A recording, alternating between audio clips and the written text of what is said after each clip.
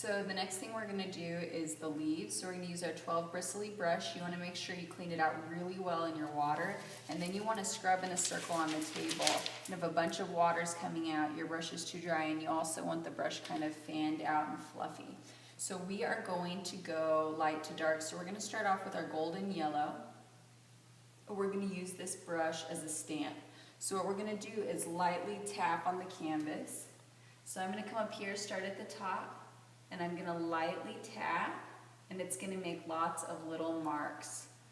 So we want to do clusters. So maybe there is my first cluster. I can come on the side here and do another cluster.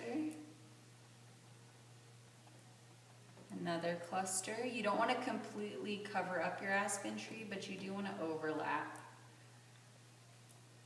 So this is also where the benefit of keeping your sky lighter would make your leaves not look as yellow. And you can tell them you can also do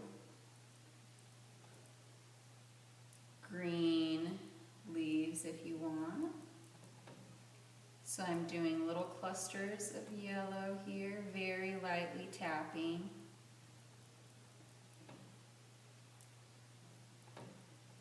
And make sure I hit each one here. So you'd want to do all of your yellow first. And there's no short ones on these ones. So notice on this one, if you want to bring the camera over this way, that even though there's no branches there, I did clusters of leaves. It just makes the painting look better. So I'm going to come down here. There's no low branches, so we especially need it over here. And I'm just going to do clusters. And this overlapping distracts from the background, right? There's not a lot happening in that background, so we need to kind of cover that up. All right, so I have my yellow in there, my golden yellow. So the next thing I'm going to do, I'm not going to clean my brush out. You can scrub it in a circle to make it fan out again. I'm going to do orange next. So the orange is going to go right below the yellow. So they're naturally going to blend together.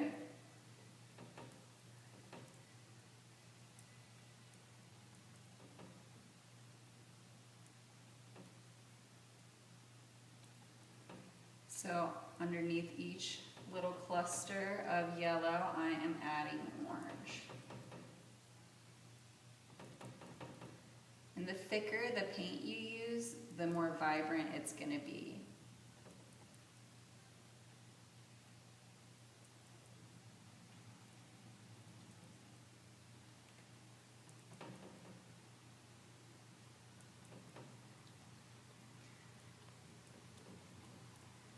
So the last color is going to be red, and a little bit of red is going to go a long, long way. So it's up to you. If you want to, you can just dip one side of your brush in the red and line that side up with the bottom. And you don't have to add red to each one.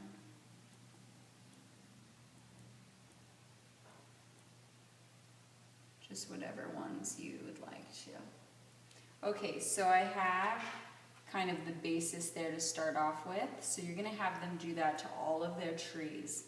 So when you're finished with that, that's going to give you a nice pretty base.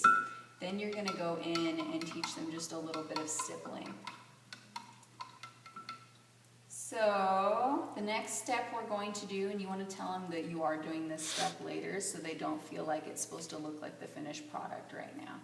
So the next step we're going to do is we're going to add in a bright yellow, and that's really going to help it stand out. We're going to switch to our 7-round brush, clean it out, get the extra water out, and I'm going to mix some white with my really bright yellow.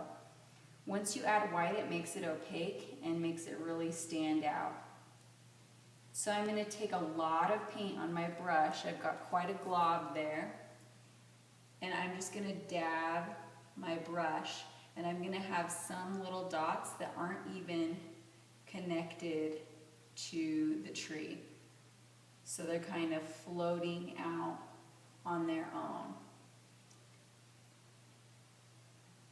So I've got my little dabs floating, and then I'm also gonna do some on top of